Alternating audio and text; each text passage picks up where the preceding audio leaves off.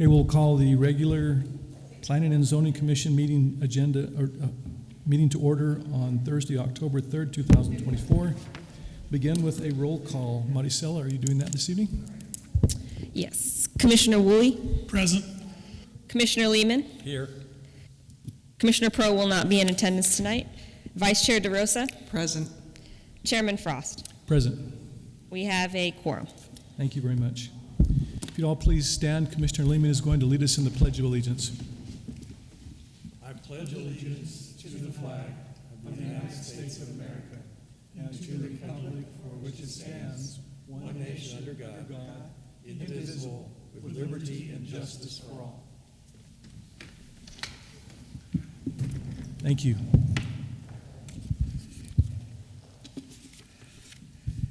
Next item is a call to the public.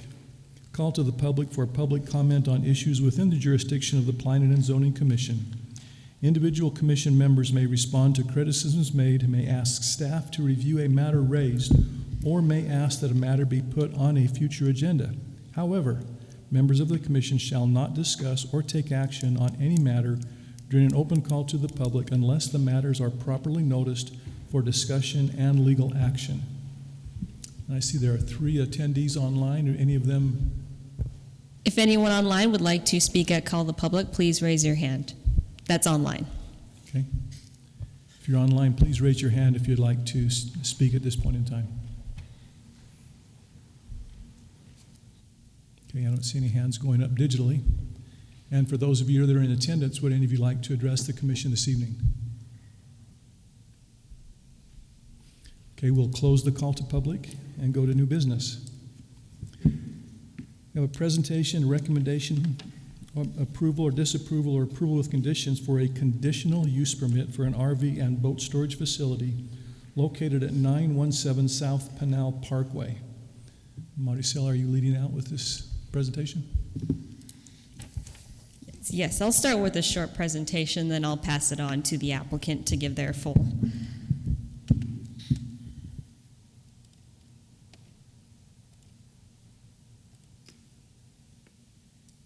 All right. So tonight we bring forward a request for a conditional use permit. Okay. For a RV boat storage facility at 917 South Pinal Parkway, or State Route 79, with 3 parcel numbers.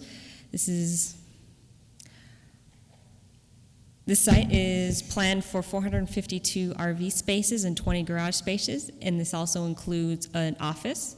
The site is 10.72 acres, and the zoning is currently Highway Business Commercial, or B2. The applicant is Adam Bott, and the owner is Home Lab Capital LLC. They did receive a owner authorization form, which was within their submittal of the CUP.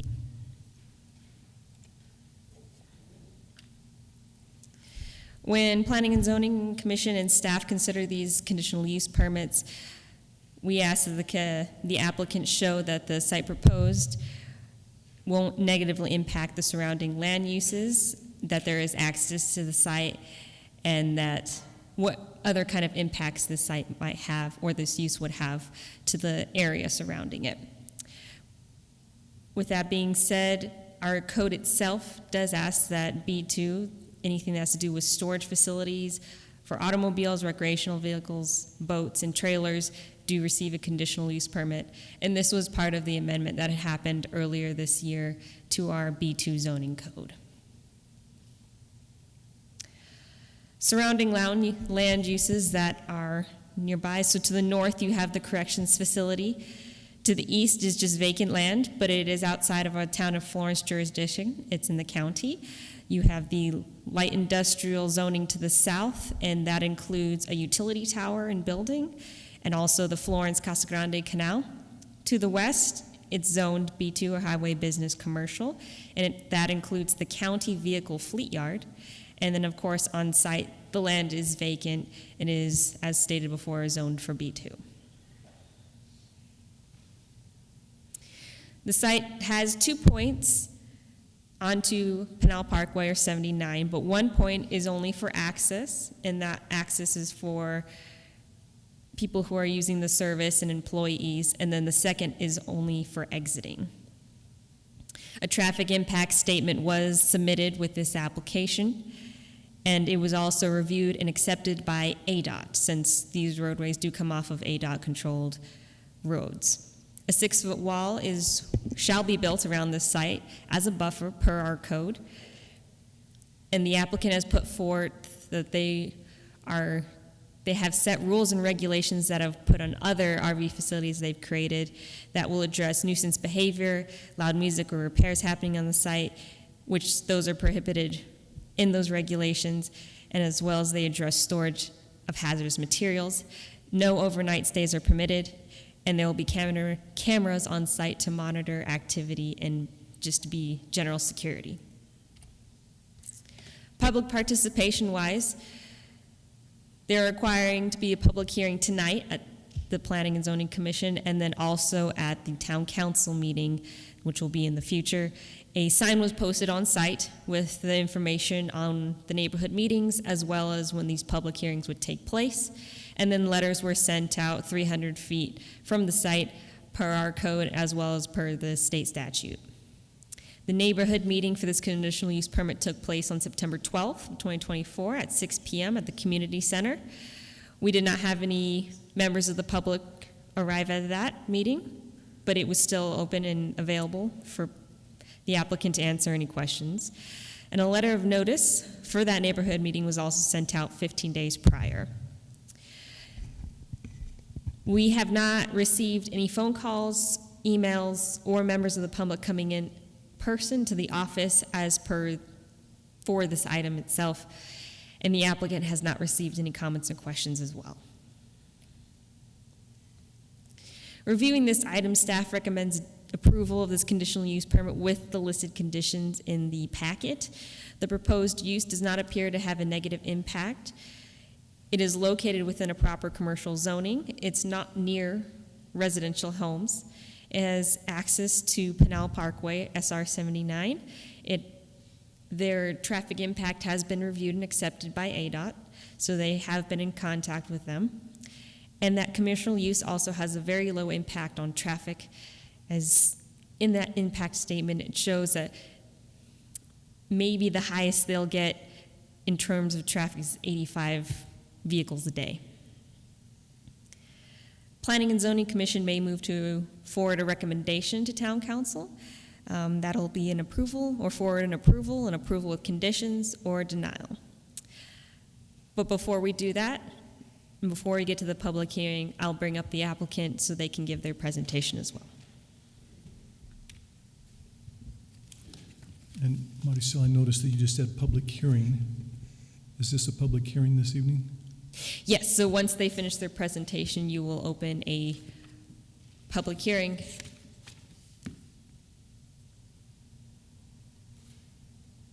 Did I not have that in the agenda? It's not in the agenda. Okay, but there is a public hearing tonight. Okay, just want to make sure.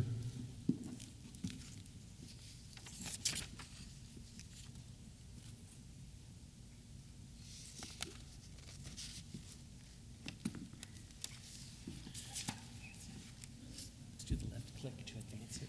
You can. Oh, okay. I think this is also. Okay. And if you would please introduce yourself and give us your Okay, perfect. and give us a location you work from, please. Yes.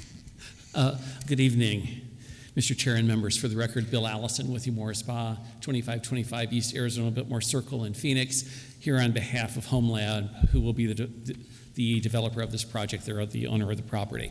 I've got a brief presentation I'll go through with you. Some of this is going to be fairly redundant, but we are pleased to be here this evening with staff's recommendation of approval. You might want to click this.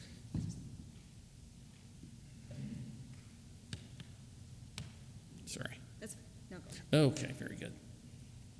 Okay, so we are looking at a property which is on Pinal Parkway. It is immediately south of the prison, and it is bounded on the east and the south by the Florence Canal. We'll be talking about how we believe this is a very appropriate site for the proposed use and how it satisfies the zoning ordinance standards, and we believe is something that we hope you'll be able to approve fairly easily. The uses in the area, as I noted, are the prison to the north. West across the Pinell Parkway is the Pinell County Fleet Services, so it's a big parking lot. To the northwest, there are RV sales. To the south, it's vacant. And like I said, immediately to the south and to the east, it's the Florence Canal. There are several things that we would want to look at in order to determine whether or not this is appropriate. One, whether or not this is allowed by, thank you. Wasn't sure how to do that. Make sure that it's allowed by the code. Is it compatible with the surrounding area, and will it have any negative impacts on the area? And we think we can answer all of those positively. Okay, again, looking at the uses in the area, we've got the prison to the north, a couple of photos of that, the fleet across the street, the RV sales to the northwest. Subject site in the general plan, the front part of the property is zoned for the highway mixed use, and the back is planned for residential. However, the zoning for the property is all for the business, the highway mixed use. As is the property across the street to the west, the property to the south is zoned for light industrial. The zoning ordinance does, as you've heard from staff, in fact, allow this so long as we come forward with a conditional use permit and satisfy the test for approval of that conditional use permit.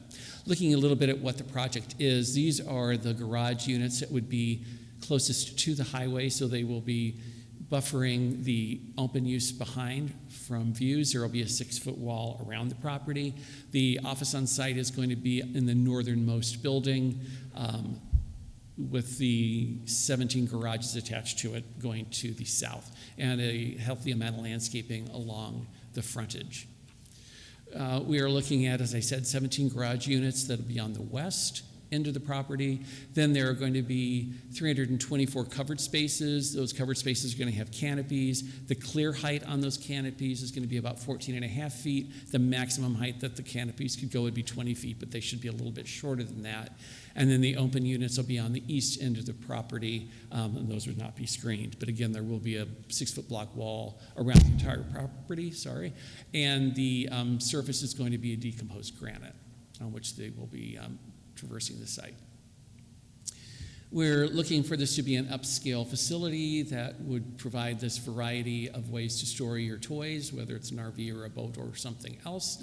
It's going to be professionally managed. There will be an on-site manager. There will be 24-hour monitoring. The only people that will be allowed into the site are members of the facility itself, and there will be restrictions on what you can do. So you can't live there, you can't throw a party there, can't do anything that's hazardous, can't run a business, no nuisances are allowed, and this will be policed strictly to make sure that this is a use that has no impacts on the area.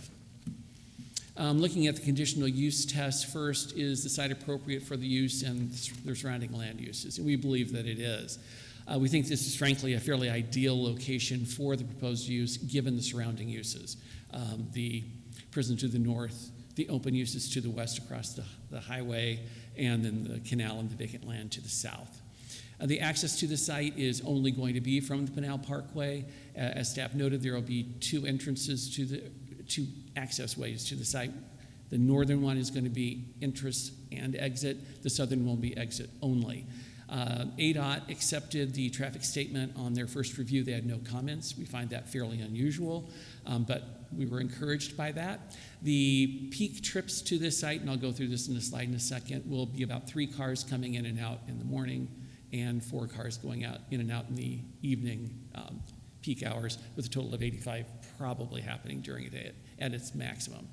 And then looking at the impacts on the surrounding area, we think that this is going to have very minimal, if any, impacts. It's another open use in an area that's got open uses already. The open uses, however, will be screened from the Pinell Parkway by the buildings up in front.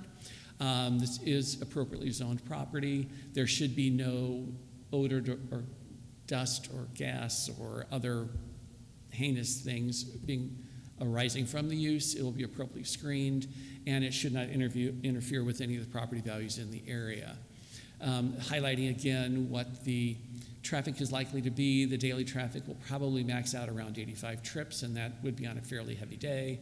AM peak, 3 in and out, and PM peak, 4 in and out.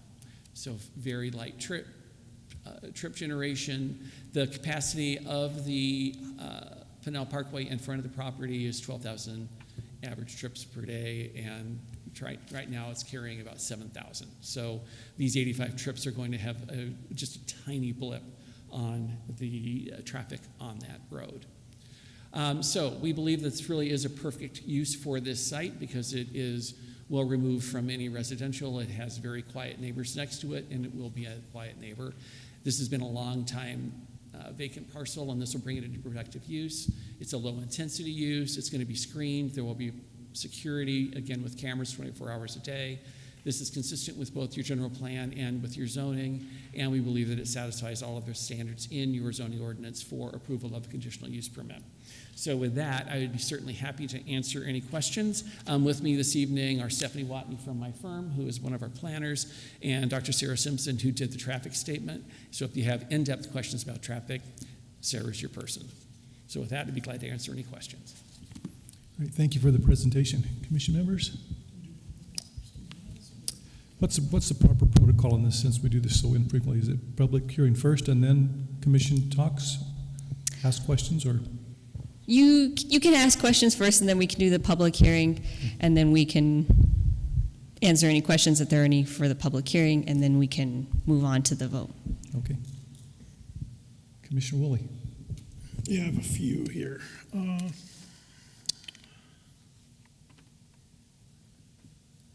Okay. This first question is for the applicant. Have you seen the recommendations that the town is recommending, the town staff is recommending? Mr. Chair and Commissioner Woolley, yes, we have, and we are in full support of them. So you do concur with them? Absolutely do. Okay. Yes. Next question. This will be a 24/7 unmanned access, is that correct? That is correct. So during the day, there'll be somebody there, but in the evening, people can come and go as long as they have a code, correct? That is correct. Okay. One more, I think, here. Okay, so you are talking about storage units or garages, because it's a little confusing in the packet. A garage means to me a boat or a car or something is parked in it, and a storage unit means somebody can put boxes or whatever they want in it. I don't believe, Mr. Chair and Commissioner Woolley, that there's going to be controls that you couldn't store some boxes in the units, but they are scaled much like a large garage, and they are certainly intended to put an RV or a boat into. They're 50 feet long, so they certainly can accommodate that, but if you've got some smaller items you'd like to store in your garage space, certainly that would be allowed. But the intention is never to rent it to somebody who's just like emptying their house out or something like that. That is absolutely correct, and Okay. I'm guessing the pricing is going to be such that you wouldn't want to do that. I think I got one more. Hold on, I'm looking. Nope, that's it. Commissioner Lehman? Okay, it's Mr. Addison, correct? Allison, yes. Allison, okay, Mr. Allison. I have several observations from the drawings that I received. The inlet has a keypad at the north inlet, and are the gates open when you exit at that north entrance as well, when you want to leave? Because it is an inlet and an outlet, right? Yes, the northern, Mr. Chair and Commissioner Lehman, the northern access point is both in and out, so the gate would open and close. Depending on which way you're going, you can go either way. And the southern is an exit only, so you cannot enter that way, you can only exit. Okay. I'd like to verify a few things I Sure. observed here. The only concrete in this facility is at the inlet? That is correct. Okay, the rest of it's all gravel. Yes, it's going to be a compressed DG. So for a while, there'll be a little bit of dust, but that shouldn't be too much of a problem. I guess there weren't too many from the prison that came to the open house to discuss. Surprisingly, Those prisoners they did probably not didn't, I'm just. get I'd be passage for the interested. evening. The the waste area, it's a little bit surprising with your gate here. You've got like half of it opened at the inlet. The other half still has I guess, a fence across it. You've got a 30-foot inlet there that gets bigger. Are you gonna, yeah, there we go. So up there on the northwest side, the inlet, you show kind of you come in and have to make kind of a jog to get into the first access road, I guess you could call it, because you're gonna go back and forth on these things till you can exit. So is there a reason why you put the gate towards the north side as opposed to the south side of that inlet? Commissioners, I am not the designer of this plan, so I'm an attorney, and I do not know why they did that. I don't believe we would. Yes. Oh, very good. The architect is here and can take that better than I can. Okay, that'd be great. If you would please introduce yourself. I'm Miles Roberts with Edifice Architecture. And so to just clarify the question that you're asking, you're asking that the entry point at the north side, it looks like there's quite a jog to enter. So what's actually happening there, I don't know if I could zoom in at all on this, but That's fine, just describe it. When you come in, you have the keypad island on your driver's side there, and then it's a rolling gate. And that's your entry point, and it's more aligned with that north drive. And then that swing gate that you see is your exit swing gate. And so that's actually the exit point on that north side. Okay, so you're saying that the southern part of that north area is actually a gate that rolls to the side? Correct, yeah, that's a rolling Okay, gate. that helps explain it. I don't think there was any description of that. Yeah, and anywhere how it's here. drawn, it does look like it's just closed and it's a Yeah. south gate, but That's a good one. We have that at one of our other storage facilities. Right. The entrance is a 30-foot wide and appears from that gate entrance, you've got about 90 feet there, which is more than adequate for an RV that's towing a boat or a car, correct? correct. Okay, so the 90 feet there. At the south exit, it looks like you put the gate closer to the street. Are we still allowing 90 feet down there? On the exit, the gate's actually kind of more in line with those buildings that you see on the west side there. Right. So the gate is set back into the site. It's less than what's happening on the north, but since that's exit only, all that like exit queuing is going to happen within the site versus. Okay, you're going to have a way for the gate. If the guy pulls up with a long RV and a boat or trailer or car behind it, he's going to have plenty of room to stop and observe the traffic before he pulls out, right? Correct, yeah. There'll be a laser eye for that gate, so it's not going to close in on his vehicle if it's sitting there for a prolonged period of time. All right. The next thing I noticed is that you have your trash containers there at the north, just inside the gate. Right. I assume these are going to be the front type ones that go up over the top and dump. Correct. Going to be a little bit harder. Well, I guess the guy, now that I know there's a rolling gate there, he can come in and turn and get those easier. The other one, I was trying to figure out how he's going to make that sharp turn there. Yeah. Okay. If it was that way as you were seeing it, then yeah, he'd have to go through the entire site, navigate through it to then come back around. But yeah, he has a better chance of getting a left turn in there to get lined Okay. up. I don't believe, well, they do say it on here. It doesn't show the fire lines, but the fire hydrants that are located here, there's one up by the entrance gate. There's one down towards the south side at the west end of the covered parking. And then it's kind of odd. Why is this fire hydrant to the east of that covered parking at that location rather than down at the end where it would be more obvious that the fire department came in and wanted to get to that fire hydrant? They wouldn't have to look between parked vehicles? Right. I mean, oftentimes how we end up setting up our hydrant locations is based on coverage, and that may have just been the magic points to cover more of the canopy coverage. But it's, we're early in the stages of design, so oftentimes something like that may move over time. We may have, a fourth hydrant appear. I would suggest you not hide it in between parked vehicles, okay? Yeah, no, Put that it makes down at sense. the end where there's a curb and put some bollards around it so the drivers don't run over it all the time. Right. Okay. I noticed that you've got two, let me go back to your CU 1 and 2. You have two water lines coming into this facility. one from the north off Elliott, and another one has the arrow the wrong direction off Stewart Street. That's great to have two sources of water with backflow preventive on them. Is that intentional? I can't speak to that. That would have been our civil engineer doing that. So I'm not sure exactly what the reasoning was there. Okay. The sanitary sewer is running also to the west from that area. The one thing I don't see on here, and I know it may be preliminary, is there's a dump station and a wash down. Right. That will, I assume, be a little bit graded and have a catch basin that maybe you have a pump in it to pump the sewage out. Is that Yeah. correct? Correct. Yeah, that'd be likely what we have there. Okay. It's not shown on any of the utility lines, so that's why I wondered about it.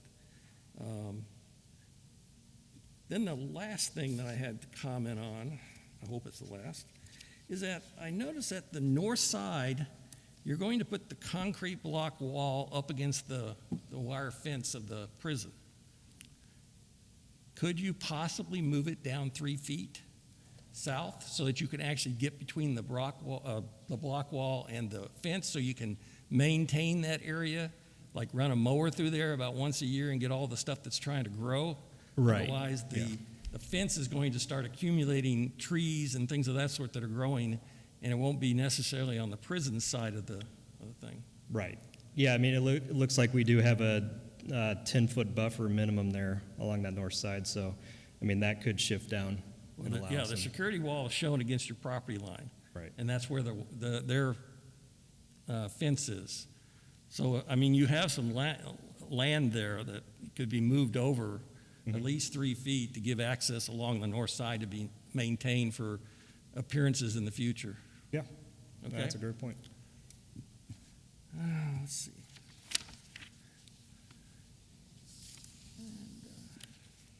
I believe that's all of my questions. Thank you very much. Thank you. Commissioner DeRosa. Thank you, Mr. Chair. Mr. Monroe, this went through the TAC? Mari, did this go through the TAC? No, this did not go through the TAC, but it did go through all the department's review. So Fire has had an opportunity to look. Fire has had an opportunity to look at Great, this. thank They you. were part of the pre-app meeting that this went through. Great, thank you. Mr. Allison, sorry about that. Sorry to catch you. Not a problem. You mentioned that the roadbed is going to be Decomposed gravel or dirt granite. for a way. But the washdown pad, that will be concrete? That's my understanding, correct? Yes. Okay. And the entrance and the exits, is there enough stacking length for a boat, a 42-foot RV and a 40-foot boat? Is there enough stacking room off of Pinnell Parkway as it makes the turn to come into the complex? I believe yes. There should be enough. Yes, that's how it's been designed. Thank you. Yes. And one last question. Your covered parking, any idea about putting solar on those covers? I'm not sure that that's been discussed, but that's certainly I'm seeing a something. head shaking yes. Okay, they often do that, so we will make sure they discuss that. Perfect. Thank you very much. Thank you. Thank you, Mr. Chairman. Commissioner DeRosa, I went down there and looked at this site, and actually there's a turning lane to get into the access at the north end off of Pinnell Parkway. So someone can stop and make sure the traffic's okay before they clear there. Is that the question you were asking? Stacking inside by the Oh, just gate. The stacking. Yeah. That's why I asked about the 90-foot clearance down to the gate, so they can make sure they're not sticking out into the road. Exactly. Thank you. Okay. It's a couple of questions. If this is all decomposed granite, how are you going to regulate parking? I mean, I see lots of, looks like lines here, but if it's DG, it's hard to paint and have something stay.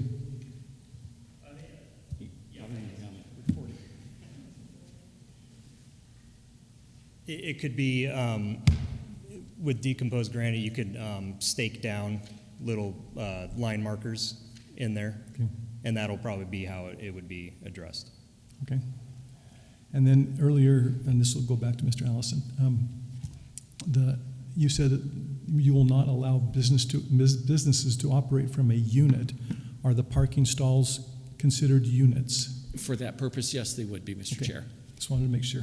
Yeah, no businesses on site, period, other than the office Okay. for the business itself. And then this next question relates to the traffic study.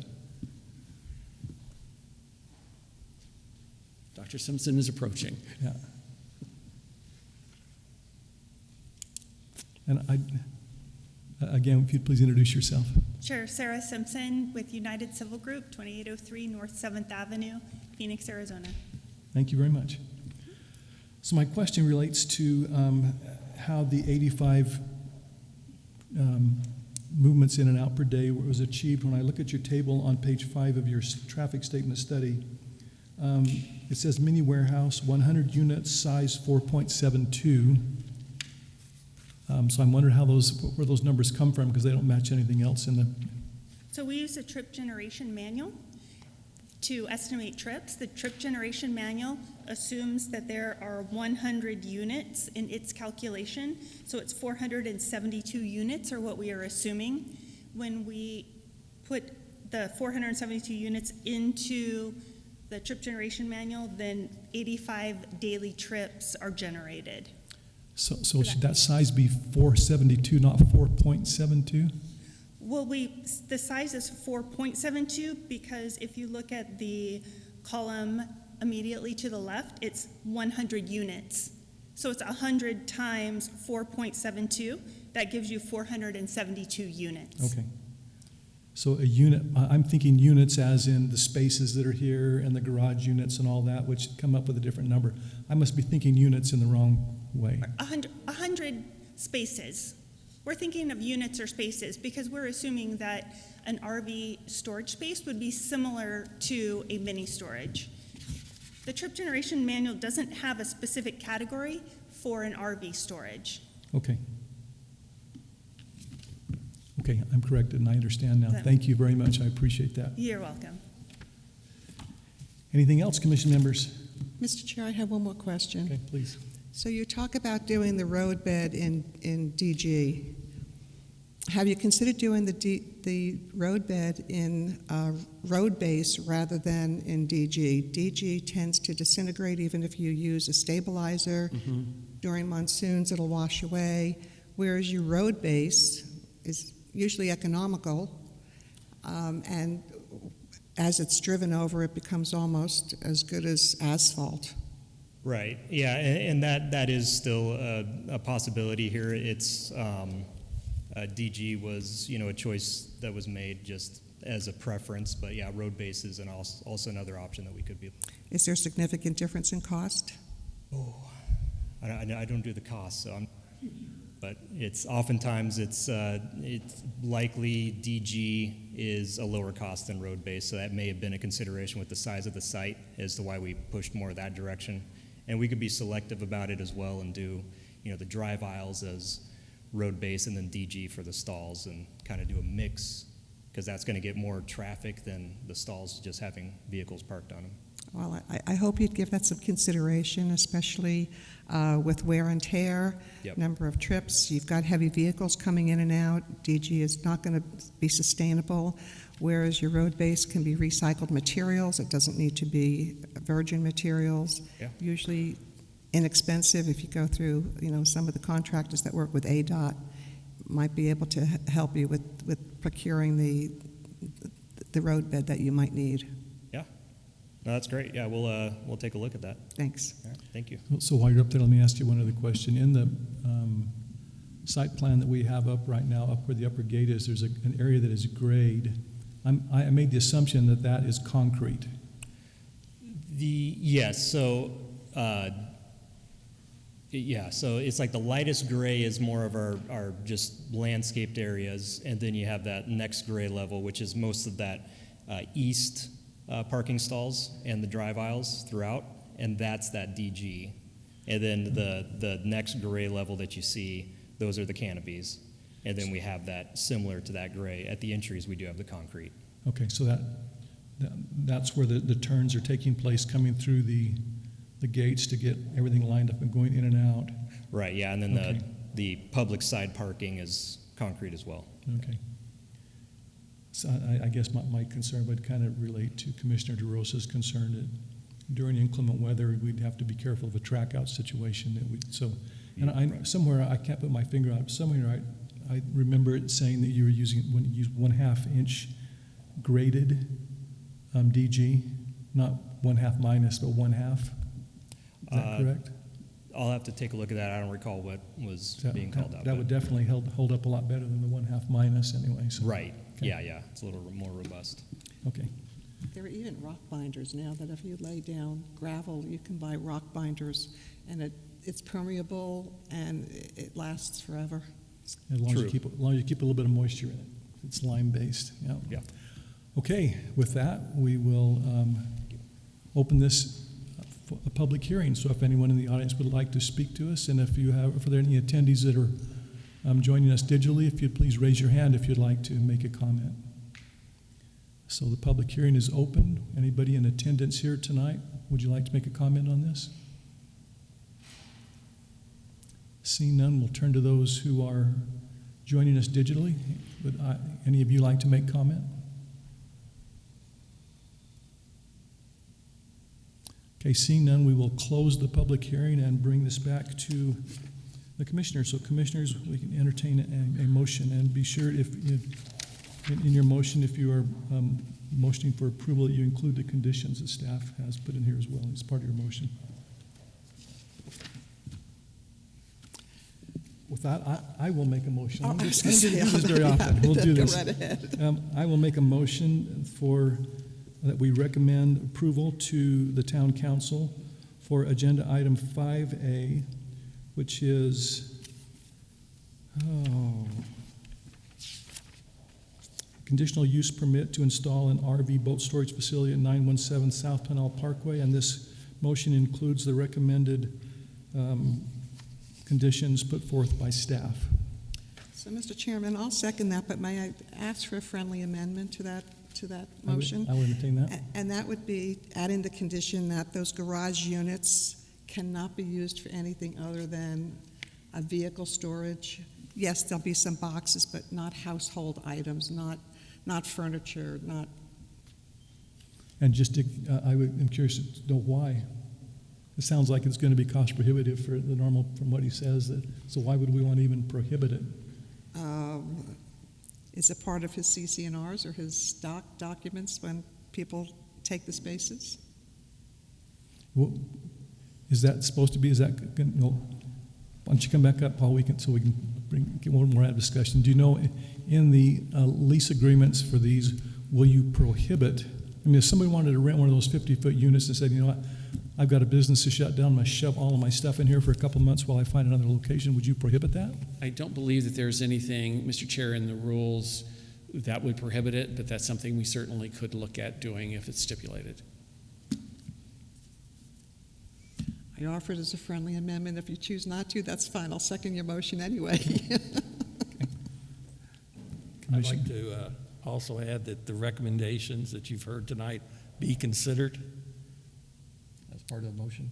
So do we want to include in that a limitation for prohibiting anything other than vehicles and maybe a few ancillary boxes? No household items, couches, recliners, TVs.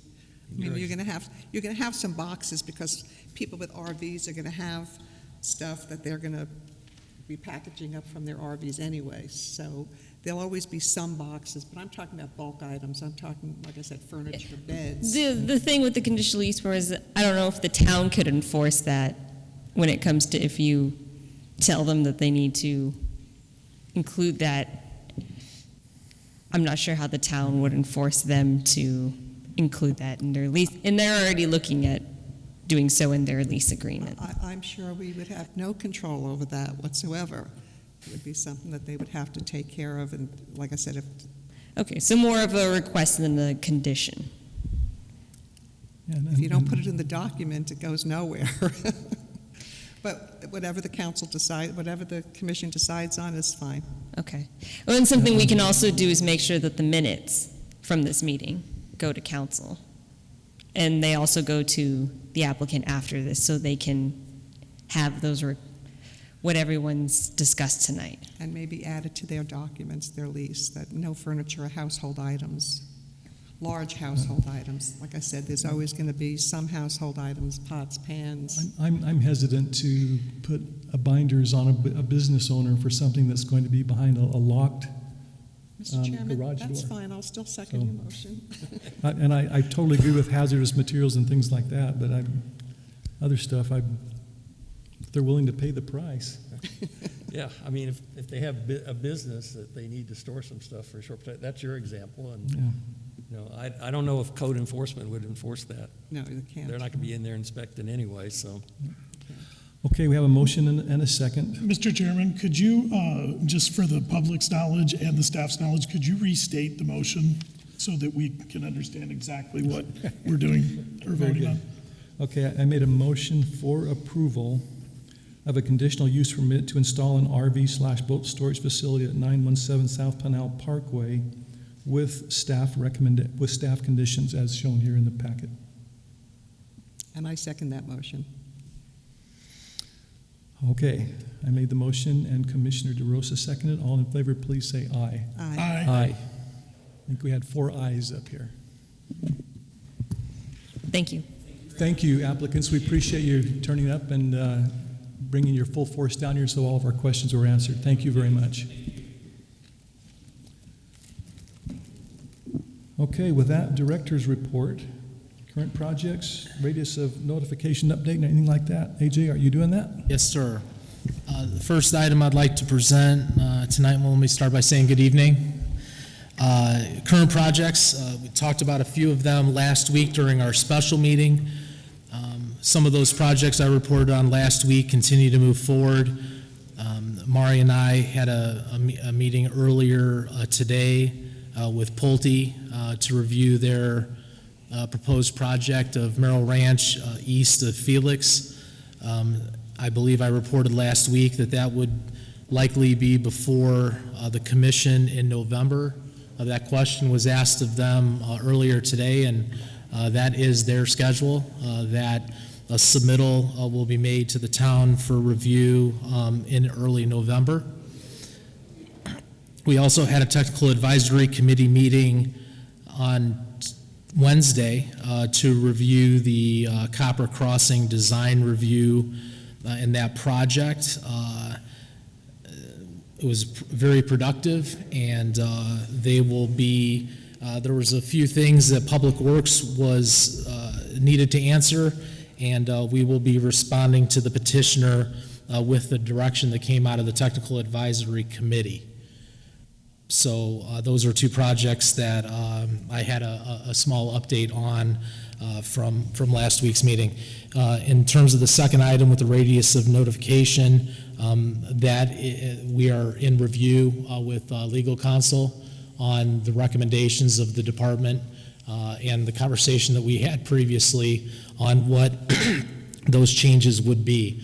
And if I could, Chairman, to a question that was raised on the floor earlier by Commissioner DeRosa, if I may, the question about the Technical Advisory Committee review of zoning, a zoning matter, a conditional use permit. The code currently doesn't authorize or direct the Technical Advisory Committee to review a zoning application. The review authority given to the committee per ordinance relates to developments containing 4 or more dwelling units, commercial or industrial developments, and businesses or buildings that do not constitute a subdivision.